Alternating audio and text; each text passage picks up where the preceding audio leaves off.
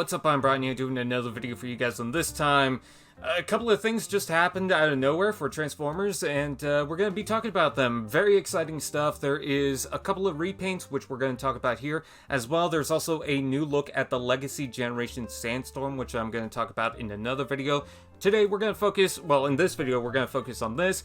It is a comic-inspired repaint, there's a lot of noise going on outside, of the G1 Grimlock and the G1 Shockwave. Now, these are going to be repaints of the Generations line figures, but of course they would. I don't know why they would change up the mold just specifically for this.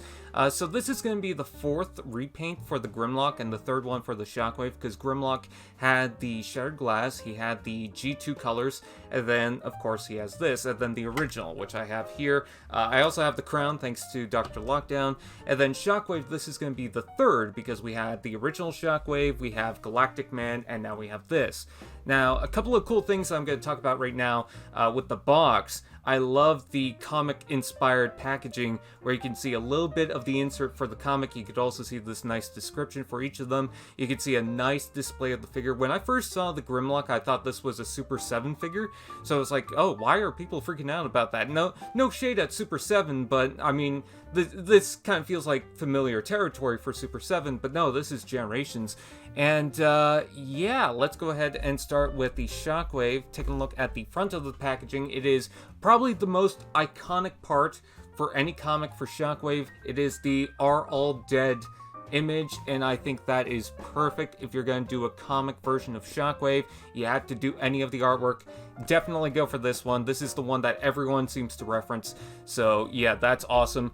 Taking a look at the figure itself, so here he is in the spaceship mode, but if you turn it around, it's obviously the laser, and you will notice that there's no parts from the Shockwave, from the original Siege Shockwave. The original one came with these arms, and then the feet padding, and then this backpack piece that would change the alt mode pretty well, but then for the robot mode, it's just a whole bunch of extra parts that was made for the Leader Class price point.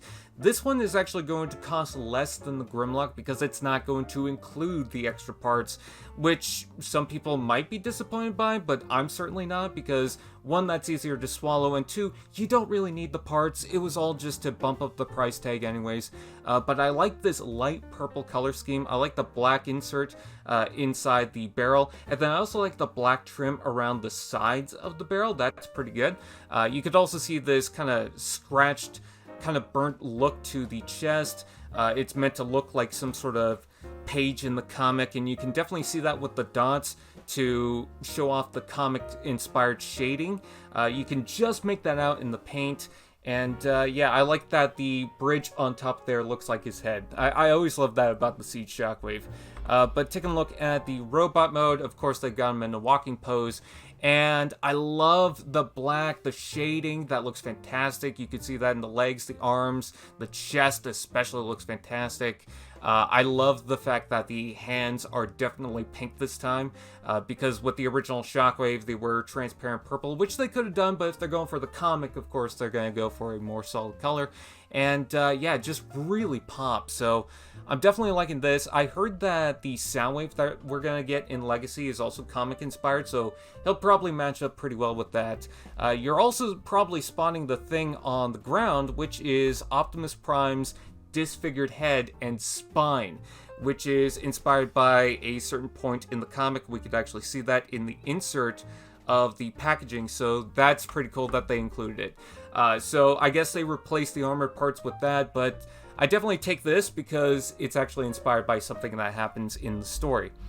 Anyways, moving on, we also have Grimlock. So this is the first appearance for their comic issue, and I love that. I like that they're bringing all the Dinobots at the forefront, but this is obviously just focused on Grimlock himself. By the way, it's also got the 40th anniversary, and there's also no word on how these are going to be released. It's probably going to be sometime in the summer, but I wanted to give a heads up with that. Anyways, taking a look at Grimlock himself, very classic deco. I love the yellow, the gray is very plasticky, very soft, but I think that works with the intention of this is meant to be the comics. You could also see some black added to the legs. You could see that just near the feet, and then between the the hip right there. And you will spot some blue with the hands, which might be a little distracting for the dinosaur mode, but I'm not too bothered by that. I also like the black stripe going down the neck. That looks pretty good. And also you can see the blast port inside the mouth is blue. So, you know, just to give it a splash of color, I guess. Anyways, taking a look at the robot mode, I wanted to point out that yes, he will come with the gun. Of course he will. And this will be painted in gray. Also, he will include a crown this time. So again, they bring a new mold into these packs. So if you like that, there you go. And there's another new mold that they bring into Grimlock, which I'm going to touch up in a second.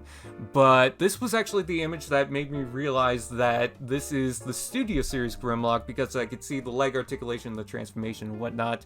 And he looks so good. I love the light blue head, the legs, the hands.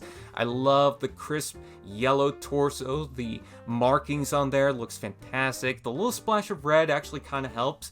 And I love the red eyes too. That definitely suits this. And yeah, I'm thrilled about these. But another thing I wanted to point out is that he comes with 3 swords. Now you're probably thinking, why does he come with 3?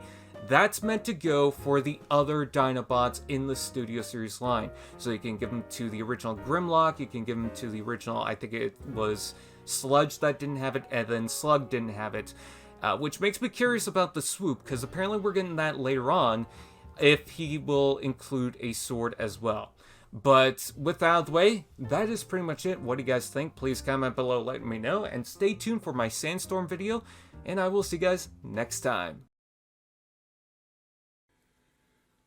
AllSpark TV, now that's just prime.